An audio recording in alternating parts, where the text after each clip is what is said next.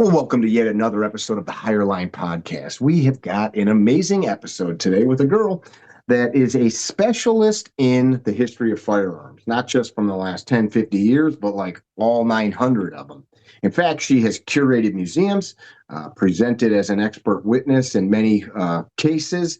As well, she is right now working on a program to help educate people far and wide on the history of firearms. It's a really cool program that she's working on. And we're going to even dig into some stuff like what the heck is an assault weapon? Let's dig right in to this one today. Let's go. Welcome to another episode of the Carry Trainer Higher Line Podcast.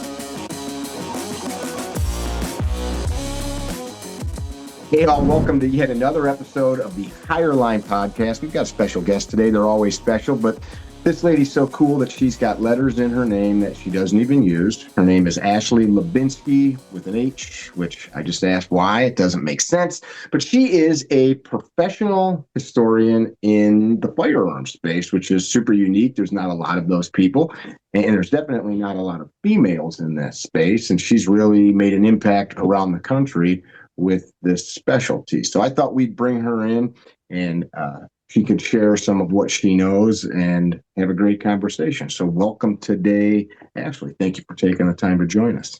Thank you for having me. You know, it's funny, people like to try to put that H in somewhere else all the time. So I get Hlebinsky a lot, which is an extra L. It's always really interesting, but they really want to use that H. It calls to them. It's there. You might as well use it. Yeah. Yeah, I like it. So how does a gal, and I'm not being sexist, but usually you don't see a ton of ladies in the history of firearms space. I know a handful of ladies that are great instructors, great shooters. Lanny Barnes is a friend, biathlete in the Olympics. But how did you decide to become a historian in the firearm space? So it was a really weird route, one that I never expected. So I didn't grow up around firearms at all. You know, I didn't even know there was a rifle range in my high school. I didn't know that till after, and when I started studying guns. I spent my whole life wanting to be a surgeon. I've had 15 orthopedic surgeries. I was in a wheelchair for a little bit in middle school because they had to like cut my leg in half and realign it. So like that was like my path. But I was always interested in the history of medicine. And I guess like I just never realized that people work at museums and historic sites. I would go to battlefields as a kid because I grew up in Pennsylvania, so I was 3 hours from Gettysburg, and I just never really clicked that that was a profession. And after my first semester of undergrad, I decided that I really liked history, and I really liked the history of medicine. That's one of my like side passions. That stuff is really, really weird and gross and crazy, but I started to get interested in battlefield medicine, which led me into weapons technology. I went on a Civil War medicine tour in Gettysburg, and they talked basically about how the evolution of weapons technology and specifically ammunition technology plays a huge role in that, how that impacted medical technology on the battlefield. So like the example that they used was the development of the Minier ball, which is the first successful conically shaped projectile. It was modified at Harper's Ferry by a guy named James Burton, and that's what we used during the Civil War. Nice job with the proper pronunciation of the mini ball. What's that? I said, well done with the proper pronunciation. Well, when you have a last name that's ridiculous, you got to learn how to pronounce other people's, I guess. So they talked about how a conically shaped projectile would impact bone different than the round musket ball that we were using prior to that. So it's kind of wild to think that, you know, in the Civil War, you're about 100 years after the Revolution. And so medicine's advanced 100 years, but now the technology changes and medicine almost gets put behind. And so that's how I got into it, was kind of this very, very rudimentary historical ballistics. And I got an internship at a military museum where I'm from in Pittsburgh called Soldiers and Sailors Museum. And that summer, I basically had like 200 historic firearms thrust upon me as an intern, and I had to identify what it was, what had been modified on it, kind of all that cataloging information. And I just kind of got hooked from there and decided to study the firearms themselves. That's cool. I would have never guessed any of that. So That is, this it's the idea, weirdest way. yeah. It's the So weirdest truth. the medicine was interesting. So then this look at the things causing the need for medical intervention becomes an area of study, and then you kind of just deep dove. I've got a buddy we've had on the podcast that's one of the licensed or registered guides at Gettysburg. Oh, That's cool. that's a favorite spot. So my gal is from the Pittsburgh area as well, so she probably knows a lot of the same places. I think I've been to that museum. Which So you're in Soldiers and school. I think. Sailors? What's that? Soldiers and Sailors. Yes, ma'am. Oh, Yes, it's a ma'am. good museum. I think I read that you were studying psychology in college when you made this switch. Did I read that? Yes, from psychology to history. And my mom, who is a physics teacher, was not amused Mm. because a lot of people who have undergrad history degrees don't really do anything in the history field. And I was kind of in a panic too because I had spent, like in high school, I volunteered in an ER. I shadowed a surgeon in and out of the OR for like 4 years. Like I had gone, full into that. And then my second Wow. semester freshman year, I'm like, oh, crap, I have nothing, like I have no experience in this field. So I just kind of started trying to learn everything I could. And then the way I got this internship was I was working at DSW, the shoe store, and I had just gotten my wisdom teeth out, and I had to go in for a shift because millennials, we go into work even when we're like even after medical procedures. So I worked this like 8-hour shift, and I felt terrible. And my mom came and got me because I think I was on pain medication and couldn't drive. And she was like, "Hey, there's this Civil War thing in Carnegie, Pennsylvania. We should go check it out. I think there are going to be some historic firearms." And I was like, "Okay." And so we got there, and they were like packing up, and the curator of Soldiers and Sailors was there, and he was packing up, and I was like, "Oh, it's a Spencer rifle, and like a Springfield." And I started saying things, and he was like, and I was dressed like I worked in retail, so I was in like a pencil skirt, like the just like bleach blonde hair. I was just the opposite of anything you would have expected walking in there. And he was like looking at me, and he was like, "Yes, yes, those are these things." And so we got to talking, and he said, "Listen, we already hired our intern for the summer. Maybe we can find a spot for you in the education department." And fortunately, I lived in Pittsburgh, so I was, able to do an unpaid internship since they had already identified their intern for the summer. And so I split my time between writing programming and then cataloging the firearms while I was there. So that was pretty cool. That's super cool. So this is like 15 years ago or something like that? Yeah. 2008. So Okay. almost. No, Yeah. more than, I don't know. I'm not a mathematician. You don't need to be close enough. So you decide then at this point you're going to go into this field of study where you're going to dig deep into firearm history. Is there a specific segment? For example, I'm assuming that you knew Phil Schreier. I'm Yeah, guessing. Phil was a really good friend. Yeah. Same.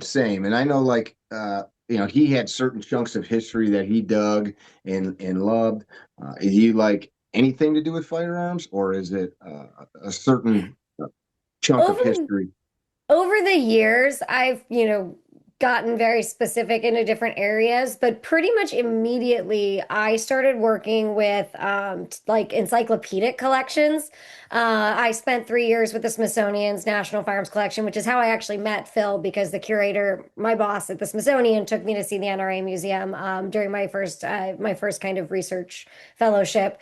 And so because I worked so much in like guns that started with hand cannons and went up through modern day, I like to say I'm more of a macro historian. So I look at the evolution of firearms technology kind of in a whole and how different changes in technology have impacted society, culture, industry. But obviously, throughout the years, I've definitely gotten like super into certain categories. Like I know a disgusting amount about passive and active safeties and how they impacted the evolution of the Colt time single action leading up to the new model Ruger. If you want to be bored to tears, I've written an academic article about it. Okay. So I get into like weird niches, but because I was always in encyclopedic collections, I ran Cody Firearms Museum, which is an encyclopedic collection. I've kind of tried to keep a broader Let's go back. understanding. Pause for 1 second. What Yeah. is an encyclopedic collection? An encyclopedic collection is basically having one of most things. Now that's a gross, overstatement because no museum can have one of everything because firearms history is 900 years long. But basically you have a broad spectrum of firearms. So you start like Cody Firearms Museum. It started with crossbows and longbows, and it went all the way up. When I was leaving Cody, I we had just got in 3D, a handful of 3D printed guns. So it's a collection that runs the gamut of all of that history and has a good representation from like each time frame so Mm. that you get a better sense of kind of like the overall history. It's also All kind right. of a So reference collection, kind of like you think of like an archive, with paper. That way you have basically most of the technologies to reference if you're a researcher. it's cool.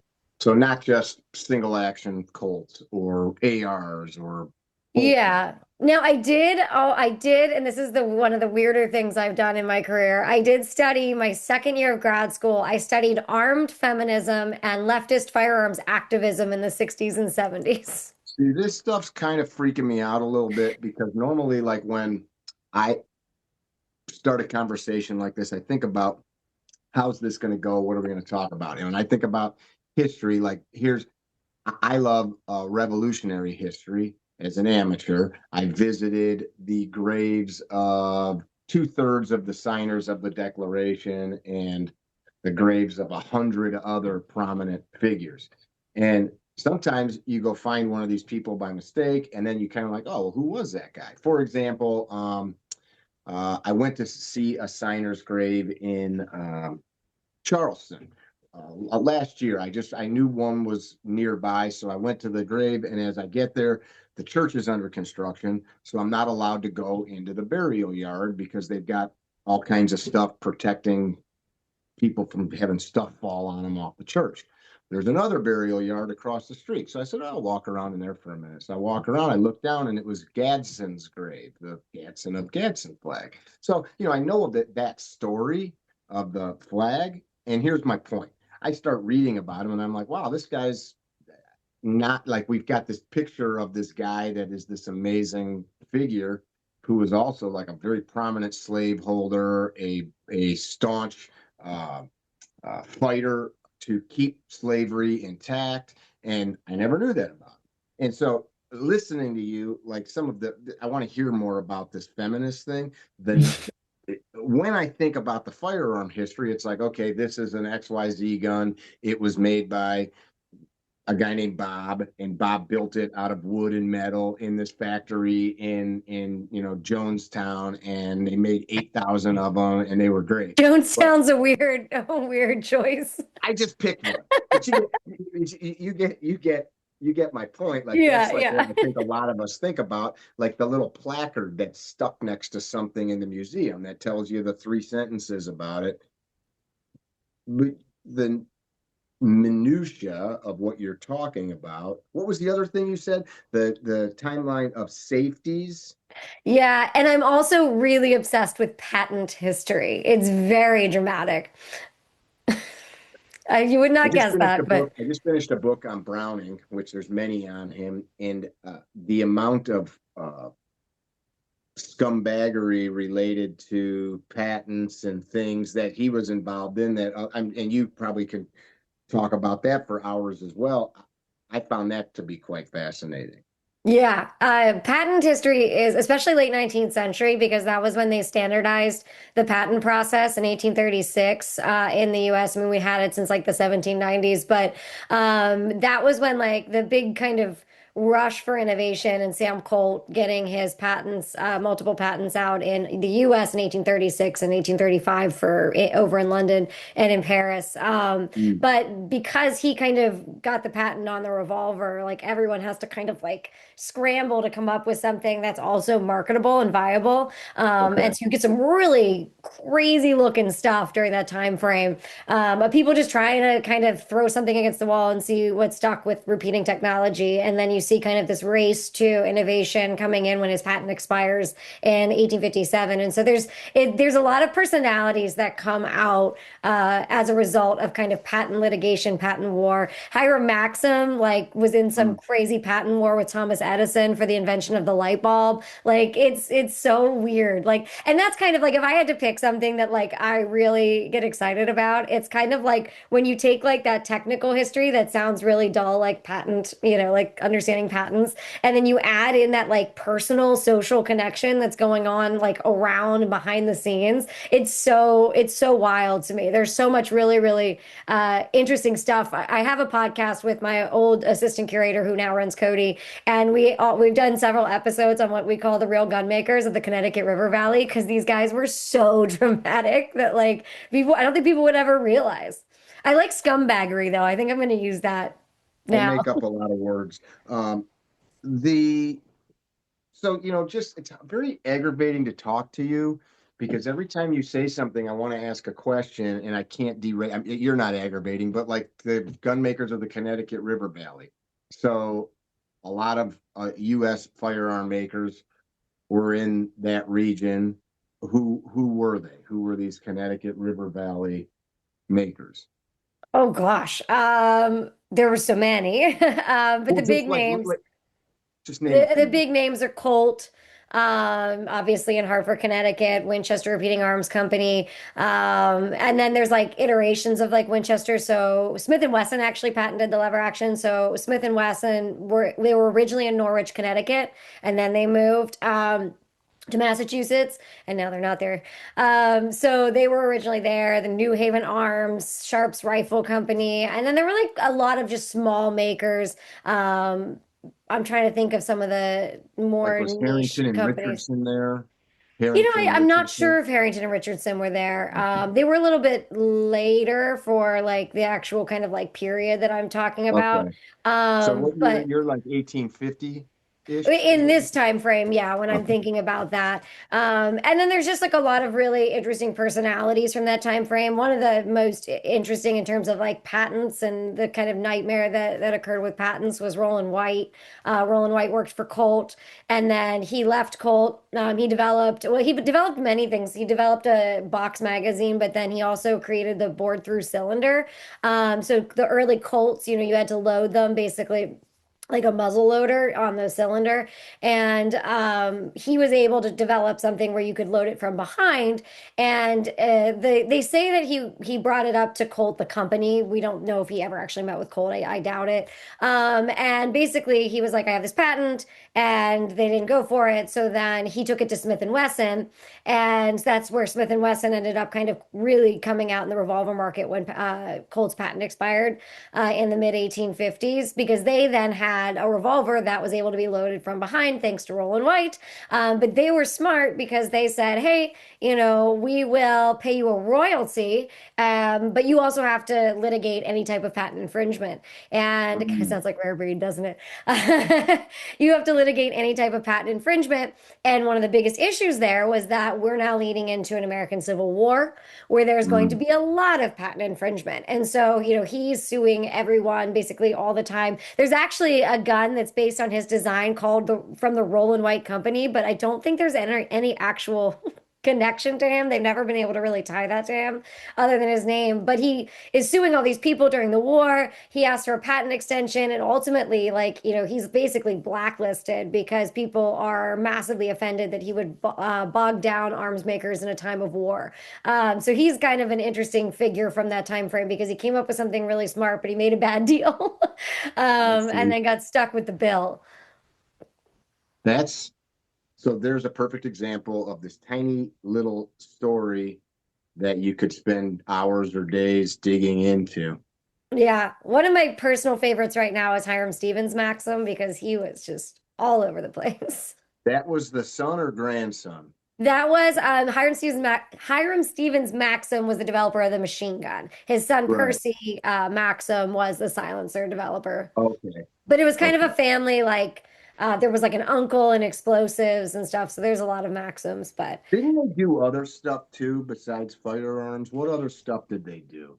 Well, Hiram Stevens Maxim actually was, I mean, he claims he invented a very important piece of the light bulb, which actually there is some evidence that he might have beaten Edison to the punch on some pieces of it, but I am not a light bulb specialist, so I'm not even going to pretend to know. But he I actually am. had I've a got like 15 of them in this room. he actually, so he started an electric company, and they were very prominent for a long time. So he actually really was all about, electricity for a while. He developed, I think it's like the curling iron. He did a lot of things, different things before he got into firearms when he moved overseas and developed what people know as the Maxim gun. So, and you see that a lot in early technological history where you see people making multiple things and then either stumbling upon guns or starting with guns and then they make something else. And then Hiram Percy Maxim is almost like a Renaissance man. He develops the silencer, and yes, I use the word silencer when I'm talking about him because that is what he called it. That's what he patented it as, and he marketed it very well, too well, you could argue, in today's culture. But so he developed the silencer around 1902, but prior to that, he was developing automobiles, flying devices, but he was working on mufflers for cars, which is obviously Hmm. a suppression device for cars. He was like really involved in early ham radio. He was like the founder of some ham radio society. And so he was developing a lot of different things as well. I think he's more of a Renaissance man than his dad. He stayed out of drama more, I believe, than his dad. His dad got involved in a lot of really wild stories. He was arrested for bigamy multiple times. There's a conspiracy. Hiram Stevens Maxim was arrested for Okay. bigamy charges a couple of times. And then there's a crazy conspiracy theory that he's actually this man named William Cantello from England, who also they allege made some type of machine gun around the same time. And then he went missing. And his family to this day believes that Hiram Stevens Maxim was actually William Cantello. And the sons during his lifetime tracked Maxim down at a train station to try to confront him because they thought he was his dad. What is bigamy? Bigamy when you're married to multiple people. Okay. I thought so. I just wanted to make sure. Uh, at that time, it seems like people stumbled on a lot of things that they didn't intend to. And then they're like, oh shit, I can sell this. Let me do that. You brought up the suppressor silencer thing. The gun community, when I say gun community, I don't mean politics, but people that like guns, we fixate on weird, stupid things to argue about. Yeah, Like and I that is I, one. I say words like clipazine just to annoy people because they'll say it's not a clip, it's a mag or whatever. And it's like, yeah, I get that. So we'll say clipazine. That way it pisses everybody off on the range when we're running training. But I mean, I get it. I get it. Words matter and words are very important for certain things, but we tend to like find things to get angry about, Oh I yeah, guess. and silencer is one of them, and that's why I like to say silencer. I always say if you want to be historically accurate, it's a silencer, and if you want to be functionally accurate, it's a suppressor. But I'll say silencer a lot nowadays. Say And whatever you want. the other one I always mention that drives people batty is assault rifle because it is a historically defined term. So I've gotten into many an online. Well, I don't get involved in online disagreements, but there have been many a comment section about my use of assault rifle and how I'm an idiot.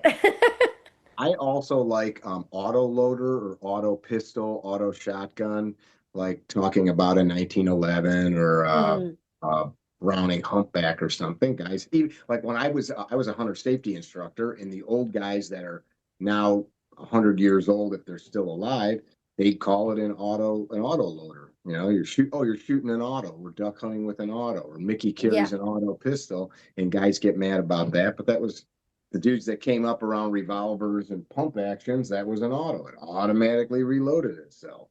Yeah, I mean, you got that like in the advertising for Colt had automatic pistols, that's what the box said. Then another word for that is self-loading that like Mm-hmm. some of us like to use just so that people don't know what we're talking about. Yeah, it's funny how some of those words are really connected to like an emotional thing. Well, I think some of that might be like the dads and grandpas, like maybe how to clean a gun, where there was this staunch, very hard nosed way of doing it. Like If we're out in the field, we always clean it as soon as we're done, and that's just the way it's done. Damn it! And if you don't do it, you're a bad gun owner. I think maybe that's where some of that crap comes from, which is fine. Well, and I think too, I mean, a lot of people, I find, and I'm sure it's like this everywhere, but like there's a lot of passion in the gun world and Mm-hmm. knowledge around guns, and there's a lot of misinformation that gets pumped out. And so I find that people are actually a lot more confused about terminology than they let on, and then they're very passionate about their misunderstanding of it, which is why like the term assault rifle comes into that so often because, it's pumped into people's brains that that's not a real thing. And what people are usually mistaking assault rifle for is assault weapon, which is a legislative term. And it's just like I find that like a lot of it just comes from like a lot of misunderstanding of a lot of people saying things over the years or getting defensive, right? Like, a rifle can't assault you, therefore it's not an assault rifle. And it's like, okay, yes, I got that, but that doesn't make it not a historically specific term. And so people just get like a lot of misinformation about it, and then they get very passionate, and then but I was always interested in like at least in that conversation, how little people actually knew the difference in the terms that you were using. So if I said assault rifle and I was talking about a selective fire rifle, which is what it is, people would assume I'm talking about an assault weapon, which is depends on the state. What But what then what is your working knowledge of the history of assault rifle? The first thing I think of is the Germans. And that's That's usually what people point to. I mean, the definition, I want to say from the 50s, for an assault rifle, is a they say single soldier portable, but I try to say single user portable, selective fire, intermediate because it could be cartridge. a person in the Navy or something, I think you're saying. Well, I mean, we own machine guns too. We Okay. can, there's some M16s out there that you can Sure, own. sure. And so I try to say single user so that it's not like only has this military connotation, but single soldier portable, quote unquote, intermediate cartridge detachable magazine, selective fire, and there's a few other things, but that's in the Defense Intelligence Agency's definitions. And then, we get the Sturmgewehr, which everyone, associates with the first assault rifle. And then they use the term storm rifle. And, that's where a lot of people take that from. But actually, that technology dates way earlier. Some people said that there's selective fire modifications, I want to say on 1907 Winchesters. I could be wrong on that one, but Hmm. there is a gun that's developed in 1917, 1918, right at the end of World War I, that's developed by Winchester, called the Burton Light Machine Rifle. And it technically fits that definition. It's got twin top mounted magazines. They developed an intermediate cartridge specifically for the guns. The magazines were detachable. It was selective fire. It's just there's only one. It's in the Cody Firearms Museum because the war ended. And I always find it funny. I always think with gun companies, the war ends and they're like, okay, we're good. We're never going to war again. We don't need to keep working on this design. So it kind of went away. So there were examples that fit the definition prior to that, but usually in terms of the actual historical terminology, it starts with Sturmgewehr and it goes to, at least in the US, I'm not sure internationally when they were using what terms they were using, but in the US, they started using that assault rifle term pretty early on. Wouldn't a BAR fit that? I mean, that's a single user box fed. It's a What's the 30 caliber? I can't remember what's the 30 caliber. 6, 30 6. Then, Is that too no. big? Yeah, that's a rifle So caliber. what? I was going to ask, what is the definition of an intermediate cartridge? What the The heck kind of least historian are academic you? I want definition, these. the least academic definition I'll give you because I'm sure there's something far more nuanced, but it's an intermediate between a rifle and a pistol cartridge. I hate using that as an like as a technical, but like if you're trying to understand it, that's probably a good So way to 30 just take it. 6 would be too large. Yeah. So I mean, you get your intermediate rifles with your, M16s and your ARs. I'm trying to think what it's like 341 or something was the one they made for the self-loading. No, sorry, it's not self-loading. Selective fire Burton. But yeah, I mean, it's the calibers that we associate more today, especially. But I'm not 100% on like all the specs that make it. I just realized I reached back to pet my dog and it's just blurry behind me. Just a blurry fuzz. We're just weird ladies touching space. I What kind know. of Like, dog is I'm it? just like, I mean, from the blur, it looks like a shepherd-like tail. What should He I is a see? black German Shepherd. You are All correct. right.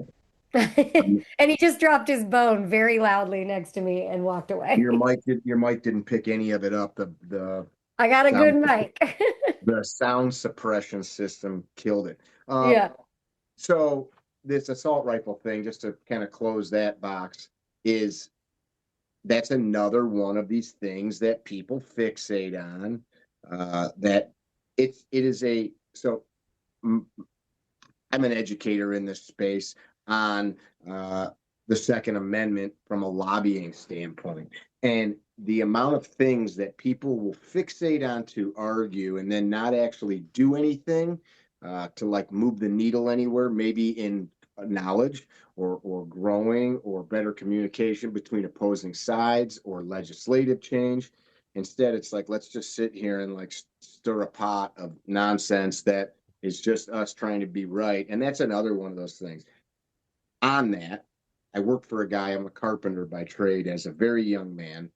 I'm a fifth generation carpenter, and I grew up around guys that terminology, you can do uh, residential framing, and I can go to the East Coast or the West Coast, and the same piece of lumber in the wall will be called two separate things. And it's important that I understand what you're calling it if we're assembling a house. Like, so if you tell me go put this piece of lumber in and it's called a rafter, but to me a rafter is something else, that could be problematic. And anyway, this dude I used to work for, one time I'm like, I was probably 18, I'm like, well, it means the same thing. And he said it doesn't. Like, we have to be able to communicate what things in this space, like you're talking about the assault weapon thing. What are some misconceptions that come up commonly? Like you said, there are things that um, people just use the wrong terminology or the wrong word, or they just don't know. What are some things that are like common misconceptions? Oof. You're talking to the girl who's been an expert on a lot of assault weapons cases, so I know this topic intimately in terms of that. Um, so I think the one misconception is people thinking assault rifle and assault weapon are the same thing. Now, I will say that there are states that have redefined assault rifle or assault firearm. I think New Jersey uses assault firearm and Sure. no, I think it's just assault firearm. And I believe the state of California, it has assault weapon and assault rifle being the same thing. I think they've redefined assault rifle. So that's where it gets really confusing. But if you're someone like me talking about technology and it's not a legislative conversation, they're very different things. So I think that's where people get really confused. And I'm not judging anything because it is confusing. And in assault weapons, that terminology has changed. It changes depending on the state. It changes, but typically it's used to describe a semi-automatic, and I'm going to say this, and then I'm going to qualify that it's not that for everything, but a semi-automatic center fire gun with certain features that people associate with modern military guns. I was gonna say assault Removable rifles, magazine, pistol grip, collapsible folding and stock. telescoping stocks, Yeah, bayonet lugs, which always cracks me up. right. Flash hiders. Now, the reason I said I'm going to say that this is generally what it is, but like California has some rim fires that are considered assault weapons. They do have some revolving shotguns that are considered assault weapons. So it's not a one size fits all. I guess one of the biggest misconceptions I spend a lot of time, well, I guess there's so many. There's so many because I've been an expert witness on about 25 Second Amendment cases and then five criminal and so other civil cases. And so I think one of the things that I like to get out there for people is this idea that military technology is one specific thing and civilian technology is another thing. You hear a lot with like media talking points like we don't need weapons of war on our streets. And historically speaking, weapons of war just meant crappier guns because civilians had superior firepower pretty much forever. And you could argue until the Hughes Amendment and the civilian ban in '86. But when you look at the evolution of firearms technology, It's the civilians who have far superior guns because the military is limited by tactics, bureaucracy, cost. Whereas if you're a person and have an imagination in the pocketbook, you can come up with some pretty advanced things. I mean, we had gas sealed guns. I can't remember which king had. He was really into advanced technology. It was like King Louis the 9th. I'm gonna get that. I think maybe it was Louis the 9th. And he had this huge collection, but they were magazine-fed firearms in the 1600s. We've had, massive repeating technology for longer than that. But one example I like to use of kind of this interconnection of like why you can't just say this is military and this is civilian, and also where it's not accurate to say that military guns are superior. And I use the rifling as a good example because rifling is developed at the turn of well, some people say 1498, but the oldest surviving example is like 1530. But so basically rifling is invented around the same time that handguns, firearms are invented. And when I say firearm, I mean portable gun because gun can be When you used say to handgun, it describe lots of doesn't other. mean this. It means not a gun mounted on wheels that a ox or Yeah, horse so would be I pulling around. just basically a smaller gun that fits in your hand. The term gun can be used to describe, it's kind of like is a rectangle a square, but a square is not a rectangle or something like that. A gun can be, artillery pieces, cannons, as well as firearms. The original terminology was handgun, Gonne, and that was kind of a smaller one that you could hold in your hand. And then firearm was, there's fire lance is an early term, and it kind of evolves from there. But rifling is invented like basically at the same time. And there are these really prominent shooting sports competitions that date to 1475, and they're happening in the 1500s, and people are using rifles for hunting, they're using them for target shooting, they're using them for defense. And that's because it's not the same type of need. When you look at how military tactics were operating at the time, you had shoulder to shoulder fighting. So, as ugly as it sounds, it's not accuracy is not necessarily something that you need a lot of. And if you did, you would be a rifleman and you could, be a specialized like piece of that service. But the one biggest limitation with rifling, other than cost, was the shape of the projectile. So we're using round balls, like we said earlier, until like the mid 1800s. And in order for a round musket ball to be able to pick up the lands and grooves and spiraling of that rifling, it has to fit snugly. And when you do that, and you're dealing with a gun that you load down the muzzle, so down the end of the barrel, it's got to fit tight. It slows the loading time.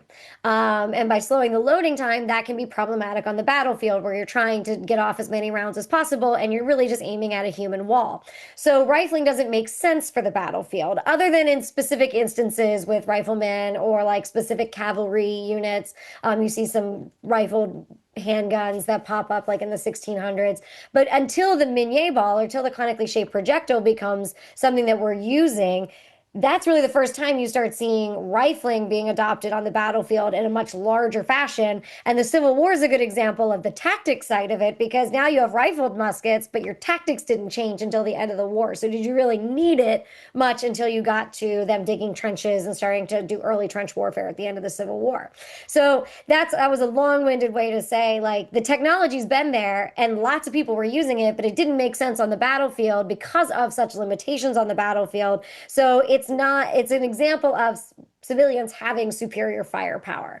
And you see that for so many different things, but it's a good example when looking at kind of the interplay between what would be in the civilian world, what would be in the military world, and how they kind of cross over as well. I hate when people say like just military firearms or just civilian firearms, because I think it's not helpful or productive to the conversation, especially when we're demonizing guns we perceive as military firearms in the civilian market when you really one, they're not the same, but then also, this interconnectivity has existed for centuries. So it's not like we're reinventing the wheel in today's society. We see in our rifle classes, we just finished one. I was thinking about it as you were talking about that. We do a whole block of instruction on ballistics and zeroing and all that good stuff. I've got rifles behind me that are capable of quarter MOA, quarter-inch groups at 100 yards.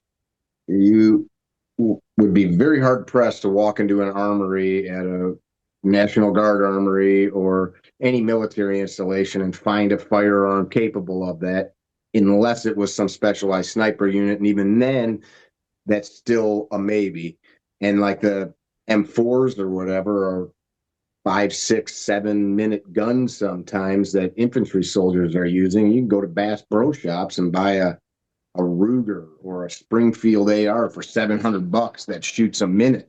And so I think that's like a pretty valid point. And that M4 costs 2 to 3 times as much money, but it exhibits a group 3, 4 times the size of the civilian gun. Yeah. Well, and another big misconception in general is just that people think that modern, like a lot of new things that we are debating in the court systems, like magazine capacity, repeating firearms in general, pistol grips, all of those things, that they're these new developments. And the reality is that they've been around for a really, really long time in a lot of different forms. I actually like most of my expert reports break down like each of them. So like I worked on Miller in California for a while. And like for Miller, I literally took down every single term that's used to define an assault weapon and I trace its historical lineage. Ashley, could you please give the listeners, viewers, a context of the case that you're talking about? Just a little backstory so we know. Yeah, so Miller is just one of the more prominent Miller v. Bonta now. I think it's v. Bonta now. It used to be Becerra when I was working on it. It was the former California AG. And so Miller is just a California assault weapons. Okay, let me go back. California's had a lot of assault weapons bans. They started with Roberti Roos in the 1980s, which banned types of firearms. There's been many iterations of the assault weapons bans where they tried to list the guns, and then they ultimately switched to features associated with the firearms. And so Jim Miller is, and there's other people, but Jim Miller is the one that is the name that we all use. He's out of San Diego. And he has challenged the assault weapons ban in California. And this case has been around for a while. I testified in the middle of COVID in San Diego, so back 2020, and I've been working on it for years prior to that. So it's just one of the cases that have made its way up in the courts and then gets knocked down. And so it's one of the more prominent assault weapons challenges in the country. So that was the first one I worked on. I worked on one in Illinois as well, and probably somewhere Which else. Illinois case do you remember? I don't remember. How um, long ago? what's that? How long ago? Maybe like 3 or 4 years. It's one of the ones that has gone that they've been Was trying. I it think it's the one they're trying to push up to the was Supreme it Court. from Highland Park? I don't. Okay, so here's the other piece of what I A do. rifle ban? Was it a rifle ban? It was an assault weapons ban. Okay. And the reason why I was about to say, I actually don't, I know a little bit more about Miller because I haven't been involved in it in a while because once you do all your stuff, it's just all getting recycled in the courts. I don't actually try to pay attention to the details of the lawsuits in and of themselves other than what I'm hired for. So That makes sense. Yeah, that I makes sense. got into it pretty bad in Oregon. I worked on Measure 114. I've worked on Washington assault weapons cases, the Gator guns, something like that. But when I testified in the trial of Oregon Measure 114, they kept asking because they want you to admit on the record how you feel about the law, and that's not my job. And I've never spoken on the record for like, do I think it's a good law? Like that's not why I was hired. That's not my job. You asked me to give you the evolution of magazine fed technology, and so I tend to personally stay out of the details that don't have anything to do with me so that I try not to infuse my opinion into it. And they got pretty mad at me.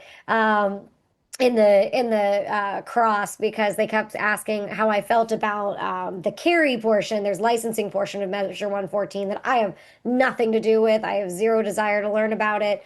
It's not my job. And so they kept asking me about it. And they're like, well, you've been working on this case for, years now. And you're telling me you don't understand this portion of it. And I was like, no, that wasn't what I was hired to do.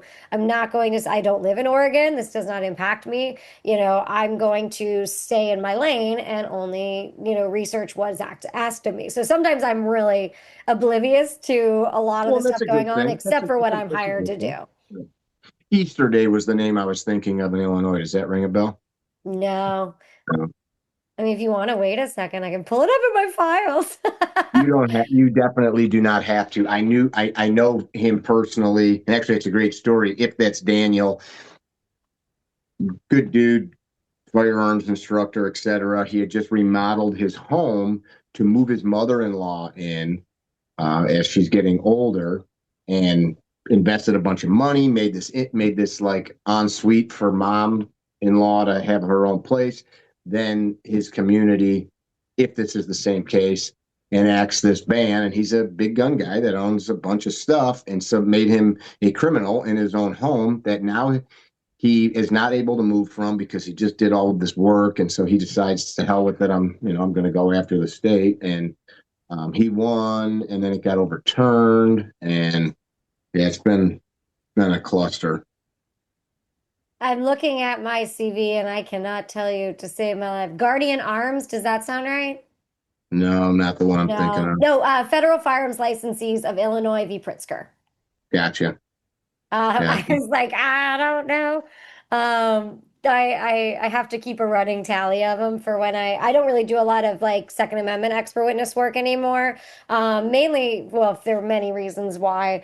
Getting threats pretty regularly is one of them. But the other From being who? that, what's that? From who? I don't know, people who get a hold of my phone number. And then they say we're mad at you and we're going to threaten your life or threaten your well-being. Yeah, yeah. I get called some pretty colorful names too. I what ended up happening, and I was just doing an interview and they put it the best for me. I doxed myself because I when you write an expert witness report, you have to put your CV in as an appendix. And so I would just copy and paste my CV, and my CV has my phone number on it because I use it to get jobs. I'm a full-time consultant. And so, and prior to the Bruin decision, there's a Supreme Court decision in 2022, which basically made history one of the most important determinants to ruling on the constitutionality of a firearms law. But Which prior now to makes that, now makes you a person to call to provide supportive evidence in cases. oh, but I've been working on Second Amendment cases long before that, and the vibe definitely changed after Bruin, and that's when things got really ugly. They're starting to calm Hmm. down, I think now, but I doxed myself because I wasn't thinking because before when I was working on expert testimony, like everyone was pretty grateful for my testimony, and after my phone number was on the CV, and Michelle lawyers, whom I've worked with a bunch, they post everything on their website from the cases they're working on. And so when you searched my name, one of the number one things you got was Michelle lawyers and my phone number. So I asked them if they could black that out, and they did. So I inadvertently doxed myself, and that's how people got my phone number. Dang it. Yeah. And then the other part of walking away from it is that, I've had a really good career of not publicly saying how I feel about things because it allows me to be able to talk with people from all sides of the gun debate, especially people who are either like hesitant around firearms or know nothing about firearms. They tend to feel like they can't talk to a lot of gun people. And because we talked about, them, jumping down the throats of other gun people over terminology. And so I really kind of view my role in an educational capacity in a lot of respects. And the longer I served as an expert, the longer they were going to dig into my background, and they have not found anything at that point, and they aren't going to, but it's going to, paint me in a certain light. News articles paint me in a certain light of being like this hardcore person. And then that ultimately in the long run hurts my ability to communicate with everybody because they're going to have a preconceived notion of who I am because of a job I took. So for me, if I kind of felt like if I want to have a lasting impression and be kind of a place where people can come and ask questions and not be worried about judgment, I was kind of teetering on the edge of my ability to do that the more I Hmm. kept going. Because the other side got really vicious towards me, my family, because they couldn't get me on the record saying anything about guns one way or the other, or the laws one way or the other. And so it got really, really nasty and it wasn't going to stop. And so I just kind of was like, all right, I'm good. I'll step back and just focus on public education. So when you say the other side, that would indicate that you're on a side. That is the problem, right? You get hired by a side, and therefore you're now associated with that side. So that's how they have to try to make you into the devil to get you thrown out as an expert. Sure. And so it got really, really bad. Like when I did Miller prior to the Bruin decision, I did my deposition with the state, and the state attorney, when we were done, was like, "Hey, I just want to thank you. Like, this was so interesting. I learned so much information. I really appreciate you not yelling at me." And I was like, "Why would I like? Why would I yell at you?" But they get a lot of kind of witnesses that they're there because they are biased. Like that's part of their role. And he's like, "I just really want to thank you." He goes, "This was amazing, and I learned so much." And that was the response I had prior to Bruin on both sides. That even if they didn't, once I didn't agree with my research findings, there was still a mutual level of respect. And that went completely out the window after Bruin. And it wasn't worth it for me. What a novel idea to approach history without bias. I mean, isn't the whole point to just objectively look at facts and not inject bias, preconceived ideas? Uh, Well, I mean, yeah, I feel like you can never totally eliminate bias, but you can make steps to try to, be as unbiased as possible. And so, and that's I what I like what actually, you just said, but I think it is possible if I just look at facts. yeah, but to be fair, we can look at a series of facts and interpret them very differently. I mean, that's my entire field, Sure. is based on people analyzing facts and interpreting them differently. I get that. Some interpretation, therein lies the truth, right? It's like medicine or any other scientific endeavor. How I assemble the facts at hand or the data or the test results, you might both be true, but one of them maybe points to something that needs treatment or doesn't need treatment. I agree that we can't remove who we are, but I get a lot of flack. So I was once the vice chair of the Republican Party in this area. I had a good friend that was the vice chair of the Democratic Party, and we talked about stuff all the time.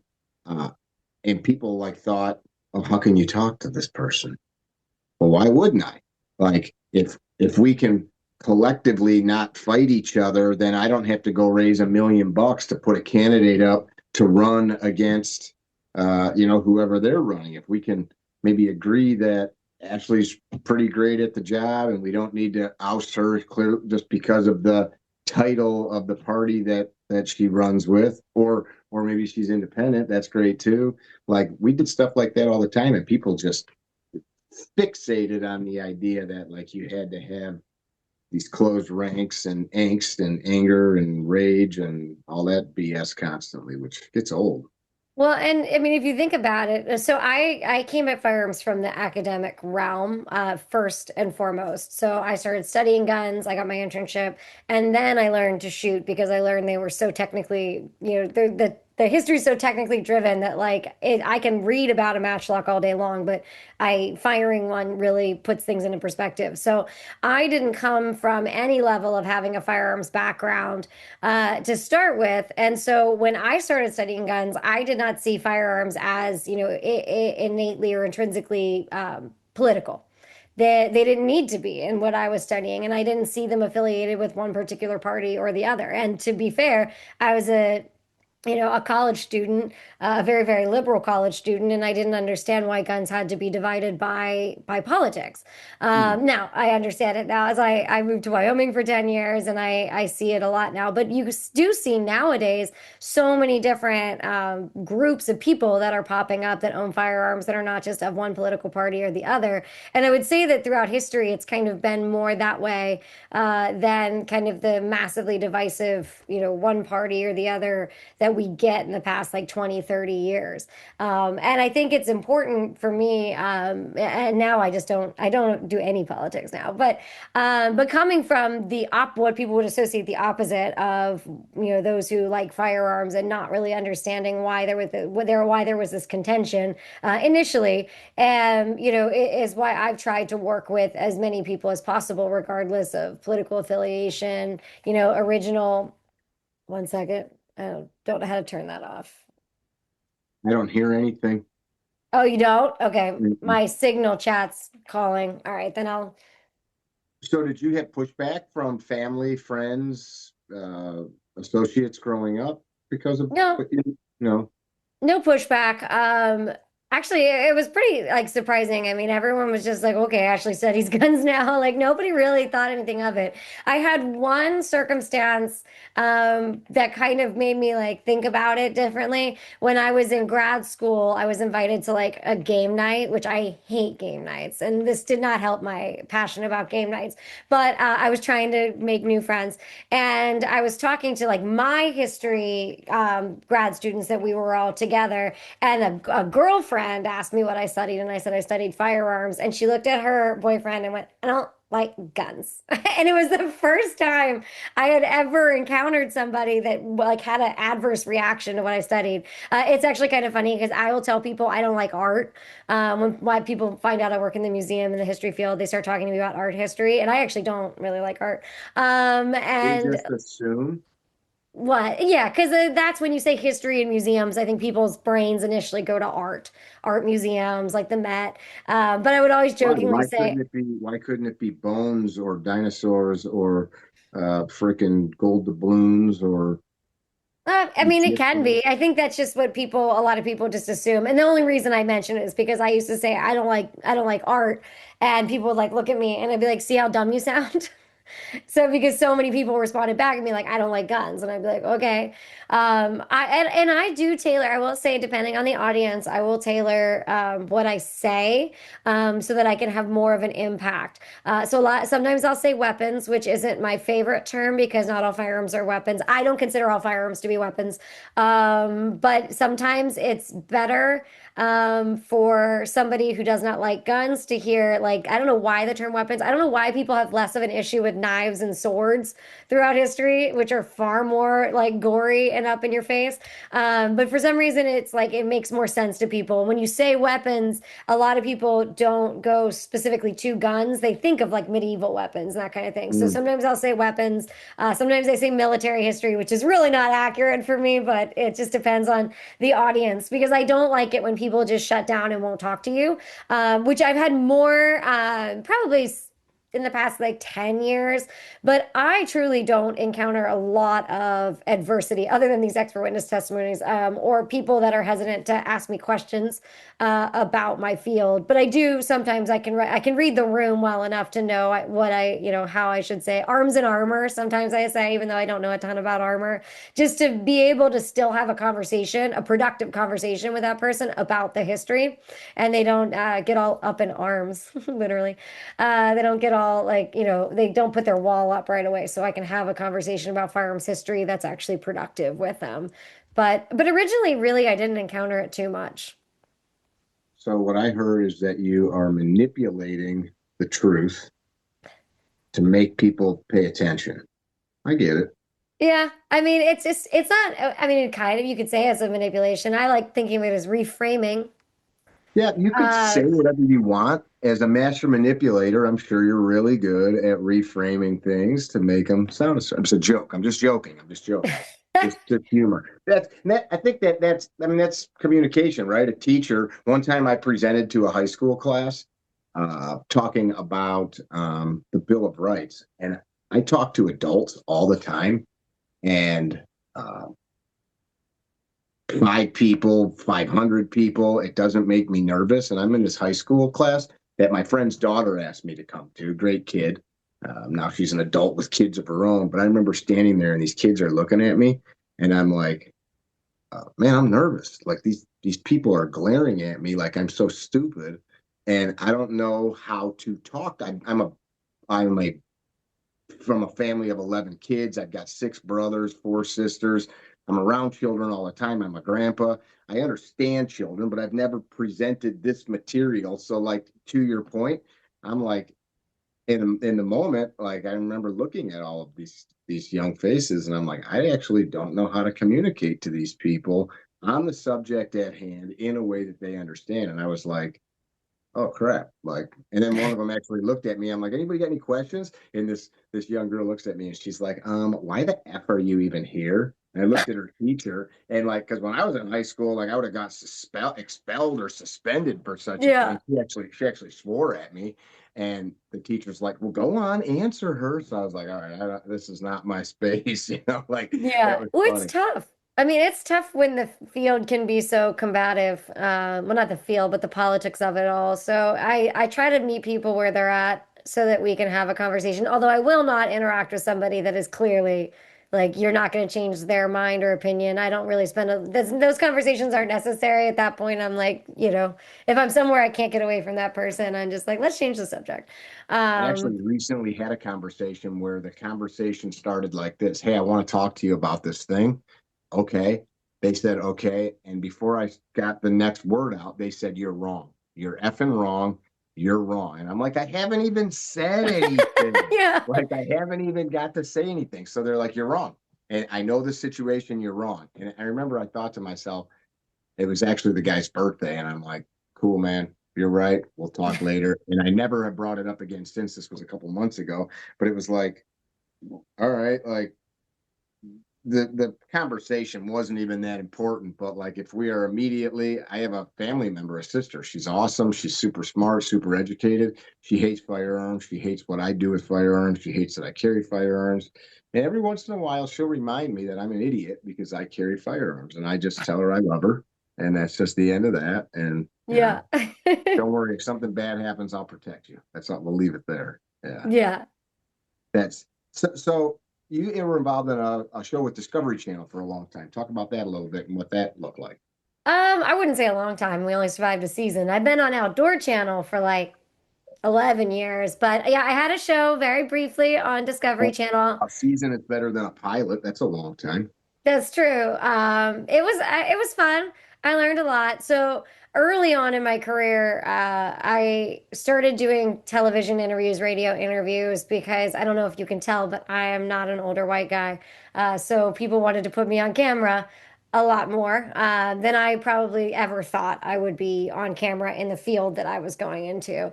And so I've been doing like my first ever radio interview was with Tom Gresham and Gun Oh, Talk. cool. And the first TV show I ever did was with Tom on Gun Talk. And I did Nat Geo, and I would basically be a talking head in a lot of documentaries. That's kind of where people like me fall into the spectrum. But this one was specifically, I was a co-host, I was a judge on a weapons making show that was supposed to be the firearms version of Forged in Fire. Oh, The competitor to Forged in Fire, which it was not a great competitor to it. I think they made a lot of decisions that I wouldn't have made. But basically, every week we had contestants, new contestants. So it was a new group every week, and they made some early firearms. So we had like a flintlock axe pistol, which was the dumbest thing, but is historically a thing. They made a flintlock axe pistol. There was an episode with longbows and crossbows. That one was a dicey episode because there are not a lot of crossbow people in the country that you can put on camera. So every week they would make something different, and every week we'd have a winner. And it was really neat. They spent a lot of money on it. They were very excited about it, but I've noticed I've been a producer and writer on a bunch of shows since for like History and Discovery and Outdoor Channel, and I've been on camera talent since as well. And I've kind of watched the same trend with TV, which is that the networks know that their audience likes guns. So then periodically they'll want to do something that is around firearms or weapons history or the Old West with a lot of guns. And so then they go gung ho into doing this. But then at some point, something causes them to panic and Oh, they pull back and they're worried about like offending the audience or whatever, but really they're infusing their own personal feelings about it. I see. And then they make decisions that negatively impact the show because gun people aren't thinking like that. You know, they're not thinking along the same lines. They aren't seeing it. But when you make changes, slight changes because you're scared about something, you then sometimes make it inaccurate or something that a gun person would be like, why are you doing that? And then they don't understand why the ratings aren't what they hope that they'll be, and then they end up pulling the show. We had good ratings. I mean, we had about 1 million people every episode, which is That's not as much cool. as they wanted. But back, I mean, with the how many networks there are and streaming services, 1 million's pretty good. We had a terrible time slot. We were Friday at 10 o'clock after Gold Rush. They were hoping we'd get like the Gold Rush audience, which was averaging 2.5 million at the time. And so we were doing okay, but the couple of things that happened with us was one, like week 2 or 3 after we premiered, there was a shooting in California. I can't remember where it was, but it was in that like bar where a lot of like execs kids were there. Um, Like it was a really, I can't remember which one it was, but they panicked and they pulled the week's episode, which is about the long rifle. And this is one of those things that where like gun people aren't going to see it that way, but they saw it. So they pulled the episode and they swapped it for a sword episode, a Joan of Arc episode. And I tried to I was just talent, so nobody wanted to listen to me. So I would just complain to the showrunner. But they were like, oh, we can't do guns this week because people were going to be offended because of the shooting. And I was like, no one that is watching the show is going to be like, oh no, a long rifle, that's the same thing.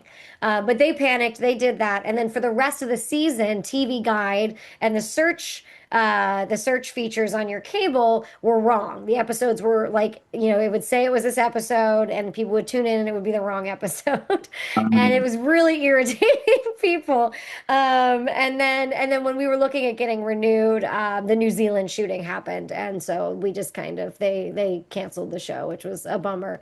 But I've seen that kind of like knee-jerk reaction and making a slight change that kind of impacts the viewer in ways that they didn't think of tends to happen a lot with gun programming, which is a real bummer. There's a lot of potential for it, but it just kind of depends. I learned that I will never just be talent for a show ever again because our showrunner gave us a lot of leeway. Like I wrote all my own like voiceover and everything, but I had no say in anything in post production, and so I will never do that again. oh Yeah. no.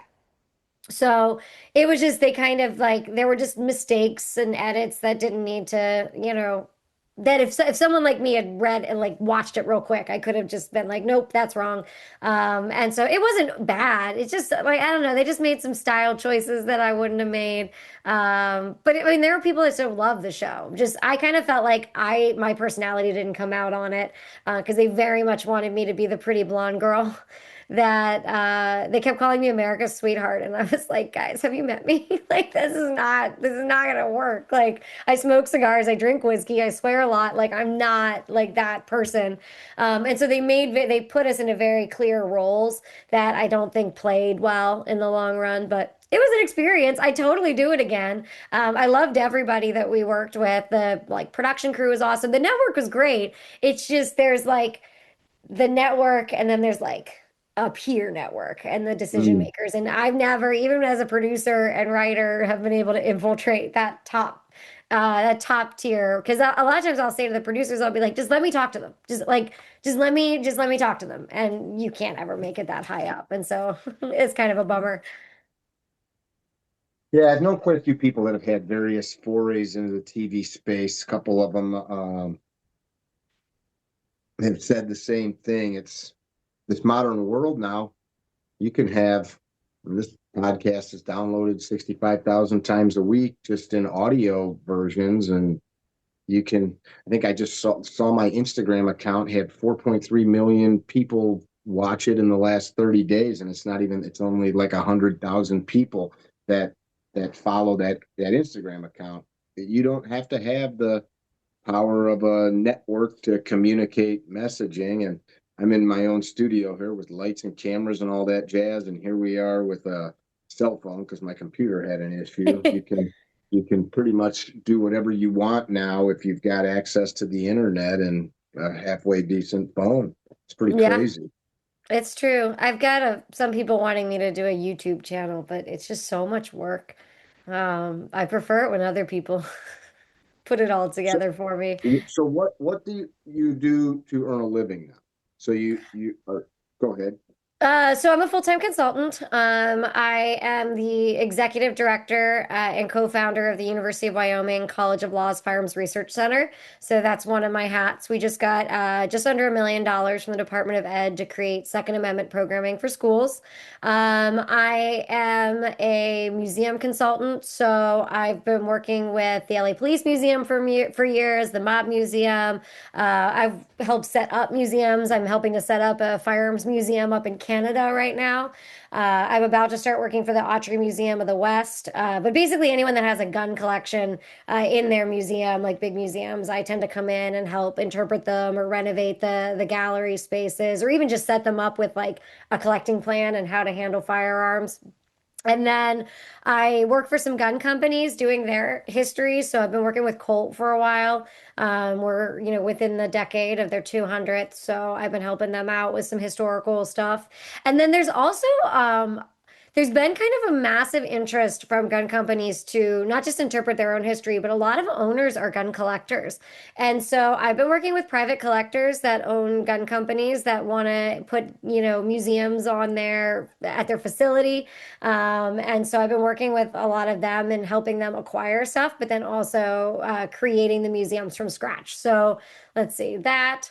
And then I still do TV and radio. I'm a regular contributor on a podcast. I have my own podcast, and then I do a bigger podcast. But yeah, if it's firearms history related, I'm kind of doing it. But the key things for me are museums, research centers, and then historical work for gun companies. Talk about the thing in Wyoming. So you're tasked now with creating education.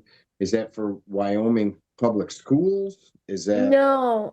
So we got back in the summer. I had 10 days to write this grant. I was honestly shocked when we got it.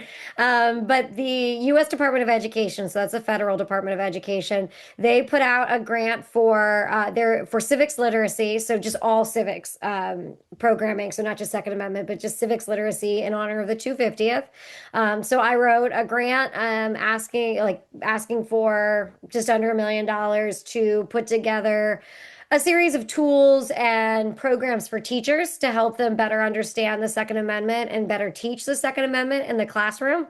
And we got it. Which again, I was honestly so shocked when we wrote the press release. A lot of people were like, "Well, of course, the Trump administration would give money to a gun thing," and I'm like, "That's not how grants work. Grants are reviewed by like random people across the country that like have the expertise. So like when I shut get a up with grant." that logic? I'd rather just make an obtuse statement about the Trump administration or something else and just hold on to that. Yeah, That's too yeah. easy. I'm pretty sure most of the reviewers probably really disliked guns, so which is why I was really surprised. So what we're doing is we've got four components. We're doing it through the end of 2027. And so two of the components are kind of like resources for teachers. We're doing 12 instructional videos on different Second Amendment related topics that can be used in the classroom. And it's also good education for teachers because a lot of teachers don't necessarily get to choose the topic they teach every year, especially if they're a newer teacher. So it'll be a great resource for them as well. It'll be anything from like the text and structure of the Second Amendment to the colonial militias, the National Firearms Act. So these digestible bits. And then we're releasing hopefully this summer, fingers crossed. Have been putting together for years, and the grant just allowed us to finish it and make it a bigger thing, which is a historical firearms law database with scans of the primary source material, so the original laws. That's freaking cool. and an internal AI search and summative tool. I like to say internal because AI likes to hallucinate. This will be completely internal to the database. And so the AI feature is really just to help teachers like navigate the material faster. But that'll be available to students and it'll ultimately be available to anyone, but we're really So just focusing so it in I'm on the teachers. understanding, I could access this database and look up the historical laws pertaining to firearms in our Correct. country for the last couple hundred years. For the people watching, that's huge, and I want you to talk about it from your area of expertise. This is how laws are argued. People go back and they dig this crap up in paper books in Yeah. libraries or wherever. Talk about it some more, please. So there is a database right now at the Duke Center for Firearms Law, but they've come under a little bit of fire. I love when gun to I I've read a little bit about this. I'm keep going. And part of it being that like they have the law, and it's still a very valuable database when you don't have like, in general, but they would basically like put the first few sentences, some ellipses, and then the rest of the law. And if you are, and there was some allegations that they were making them they were the pieces they were leaving out were, purposeful. I don't, I, those guys are really good to us. I'm not going to say anything on that because I don't know, but there have been some concerns about it. But then there was a judge, I want to say in New York, that was like, we're done, quoting parts of the laws. I want PDFs of the like full text if you're going to reference it. And so it's taking the just not just having the laws, but taking it one step further. And so now it's the full text of the law that you can access, download the piece. Some will be PDFs, some will be links, depending on where we were able to access that material. So your organization is going to physically scan or obtain existing documents, compile them into an online database, I would say and more obtain than scan because most of the stuff is scanned. It's just not in the same, it's just not in one place. it's just Uh, all over the place. yeah. So that is a huge deal. And that will hopefully be How the available hell do you do that? I mean, that's like how do you? somebody else.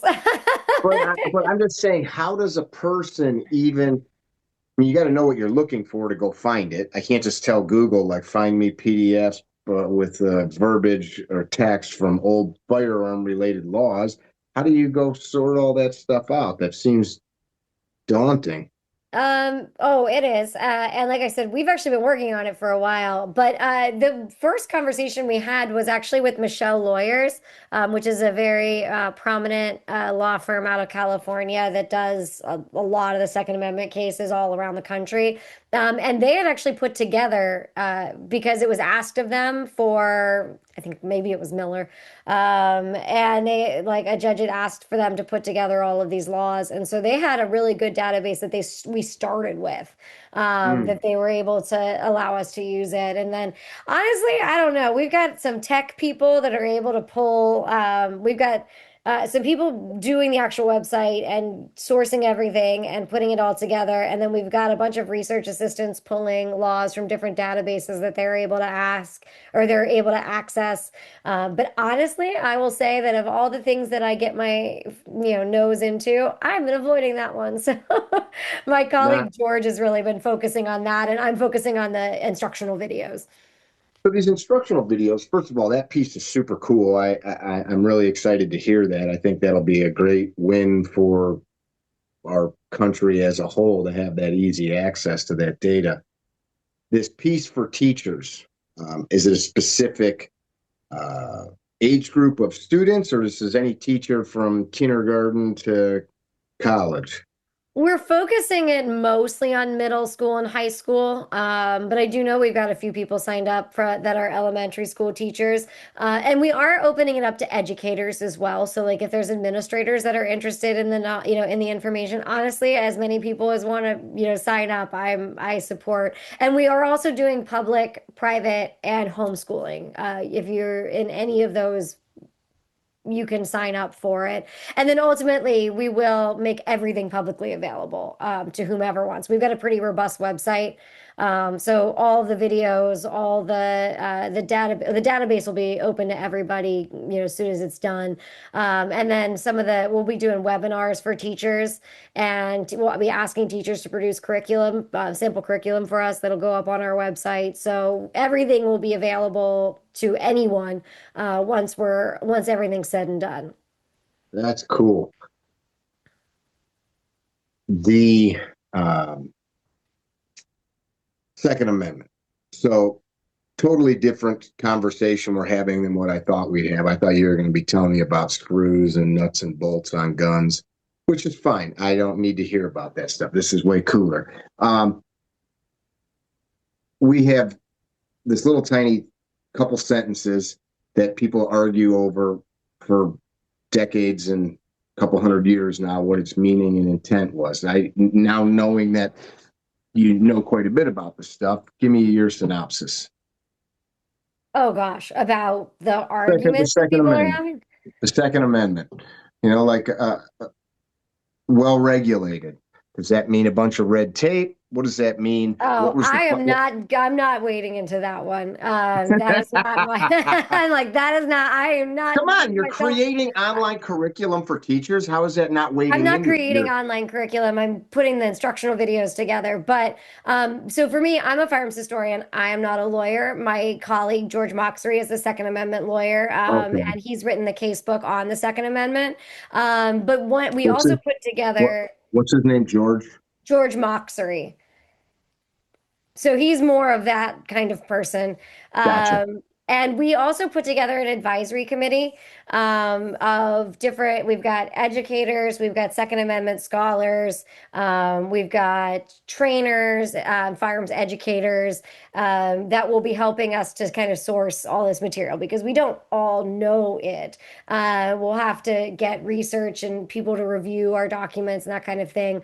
But the first webinar we're going to be doing in April is actually looking at kind of the foundation of the Second Amendment. And we'll have two scholars. One's his name's Nick Johnson.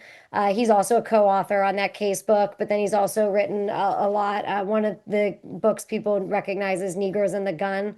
And he's just a really prolific Pro 2A scholar. And then we've got Jody Madera, who's from IU. Jody is co-authoring the second case book that's coming out on the Second Amendment that the Duke Center for Firearms Law is. So she sometimes sits, I would say she tends to sit more on the other side. That's one of the things we're doing with the webinar is bringing in scholars that maybe don't agree. So the teachers can kind of see where each side's coming from and then how they interact. So Jody and Nick are going to be talking about that very question, actually, the foundation, the fundamentals of the Second Amendment and how people take different interpretation for why it was put in place in the first place. And so that is a debate I've seen many a conference about, just the simple comma. I remember being in a conference where people were just talked about a comma for most of it. It's not my area of expertise, and it's not my area of interest so much, other than kind of the larger contextual topic surrounding it. But the videos that you mentioned, they're going to go a lot deeper. So it's going to go beyond the Second Amendment and just like I said, second founding era is a big Bruin term that you hear. So that's around the Civil Rights Act of 1866 and the 14th Amendment in 1868. So these different topics throughout history that have come up where the Second Amendment is a part of that, so that people get a deeper understanding. But yeah, we're starting from the beginning and on that terminology, and I will be getting a lesson during that webinar just as much as anybody else. Sounds really cool. I'm interested to hear about it. As I said a minute ago, this is not the conversation I thought we'd be having at all. I pleasantly surprised by that, not for any reason other than I just thought we'd be spending more time talking about some firearms history stuff. So this is really cool. You guys listening and tuning in, I already said it a minute ago. I think that the work that she just described is fascinating, and $1 million doesn't seem like it's nearly enough to do what you're doing, but I hope we'll it's make enough. It work. I hope it's enough to get it done.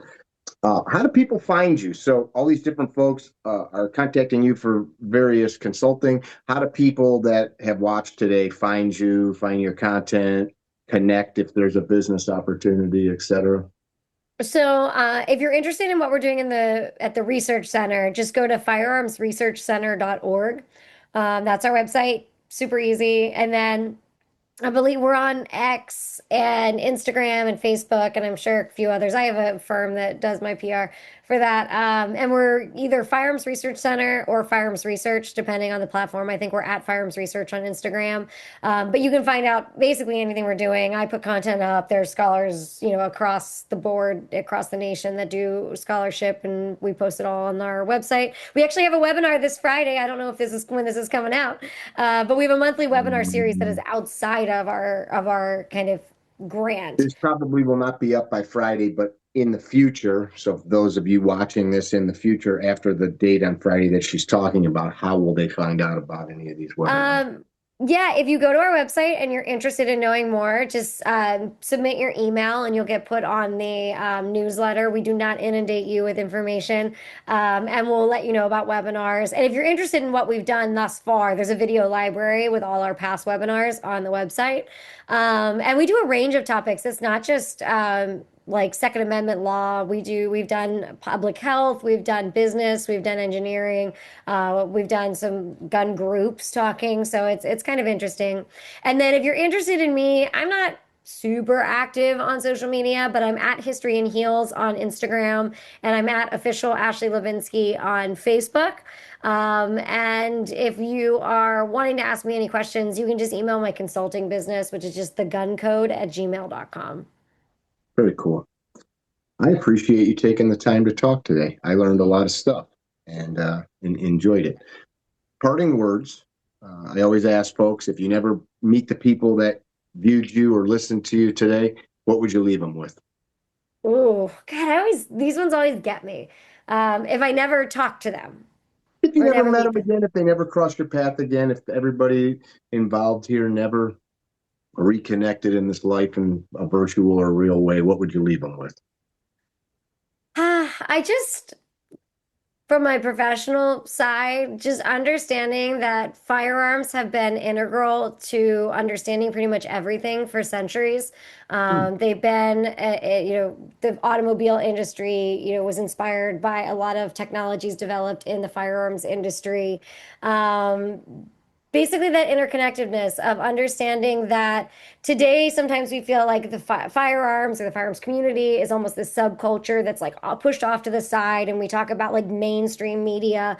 But the reality is that firearms and firearms history, it's been integral to understanding society since its start in like the 1300s, and we lost sight of that. And I think it's something that we need to kind of find again and research, because you can probably go a few degrees of separation from a firearm and you'll get to something totally random that you would never have anticipated would be associated with guns. So just understanding you're not this thing pushed off to the side. You're a part of a much, much bigger history. And I hope that we get back to having it be more mainstream in the future. I like that. You guys have tuned in. I would definitely go follow the firearmresearchcenter.org, the work that they're doing. I'm going to. And check her out on Instagram. That's how I found her stuff. You said it's at History and Heels, correct? Yeah. Very cool. As always, be well. Don't be dickheads. Tell somebody you love them. If you want to argue about things like clips versus mags versus silencer versus suppressor, go ahead and put it in the comment section. I will take that comment section and I'll forward it to this guest so that she can argue with you in the comment section, because I want nothing else. Bye now. Visit our website, carrytrainer.com, for information about classes held throughout the U.S., Carry Trainer apparel, and upcoming projects. You can also email us at training@carrytrainer.com for information about setting up your own private course or speaking engagement. Training@carrytrainer.com or carrytrainer.com.